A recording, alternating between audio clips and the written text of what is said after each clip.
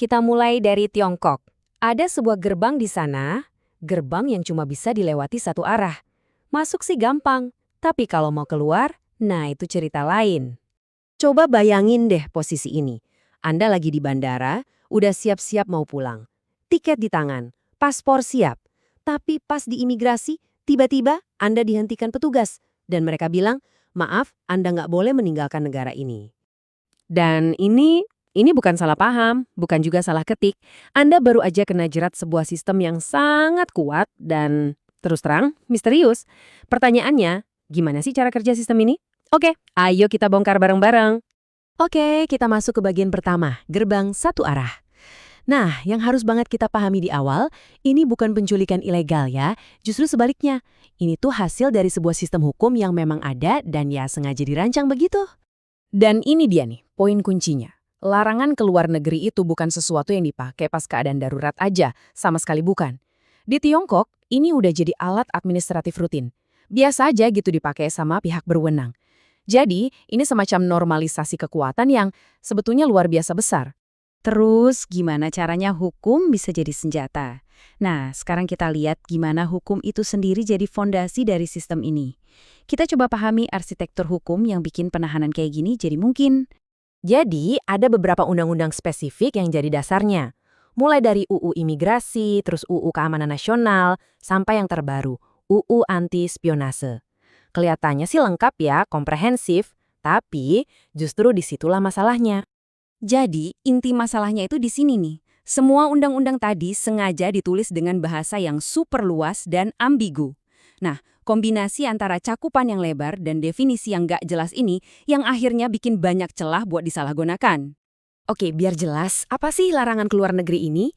Pertama, ini bukan hukuman pidana. Ini cuma tindakan administratif. Artinya apa? Artinya nggak perlu ada hakim, nggak ada pengadilan, dan seringnya nggak ada alasan yang jelas.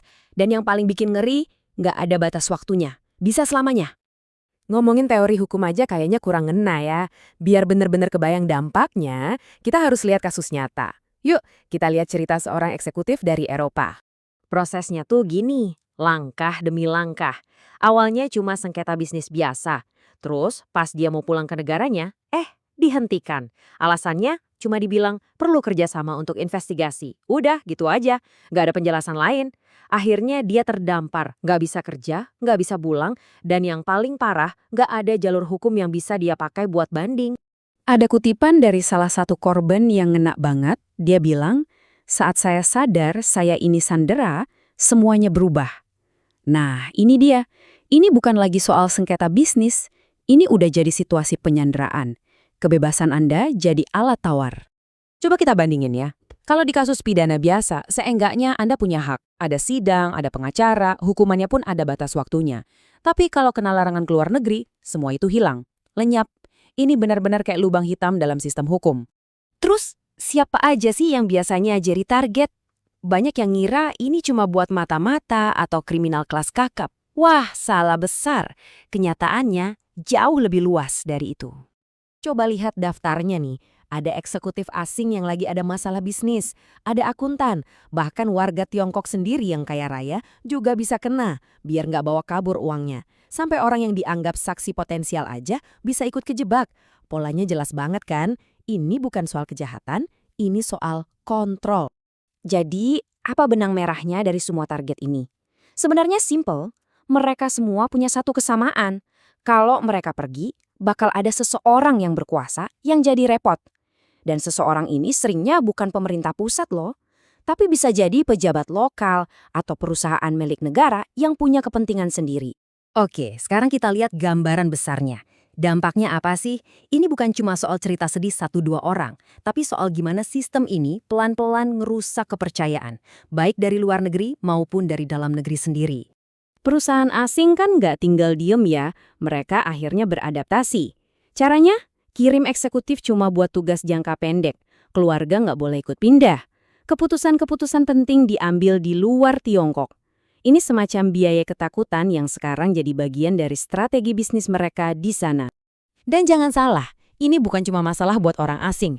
Elit Tiongkok sendiri, insinyur, pengusaha, orang-orang pinternya juga ngerasain hal yang sama. Mereka jadi mikir kalau punya aset di luar negeri itu beresiko. muncul pikiran, mending keluar dari sini selagi masih bisa. Kepercayaan ke negara jadi luntur, dan orang-orang jadi males bikin rencana jangka panjang. Nah, analisisnya sampai pada satu kesimpulan yang kuat banget. Sistem ini mungkin kelihatannya efektif ya buat mencegah orang kabur. Tapi sebenarnya yang terjadi adalah penghancuran kepercayaan. Istilahnya credit destruction. Jadi dampak jangka panjangnya tuh ada 3. Pertama, orang-orang pinter dan berbakat jadi makin cepat pengen cabut. Kedua, investor asing jadi mikir 1000 kali, yang akhirnya bikin ekonomi lesu. Dan ketiga, yang mungkin paling bahaya, ini nyebarin budaya saling curiga dan nggak berani ngomong. Kita tutup dengan pemikiran ini. Kalau hukum bukan lagi jadi perisai yang melindungi, tapi malah jadi sangkar yang mengurung, ya masyarakatnya bakal retak dari dalam, pelan-pelan. Jadi pertanyaannya sekarang bukan lagi apakah sistem ini merusak, tapi sampai kapan kerusakan ini bisa ditolerir, bahkan oleh penguasa sendiri, sebelum semuanya jadi terlalu mahal untuk diperbaiki.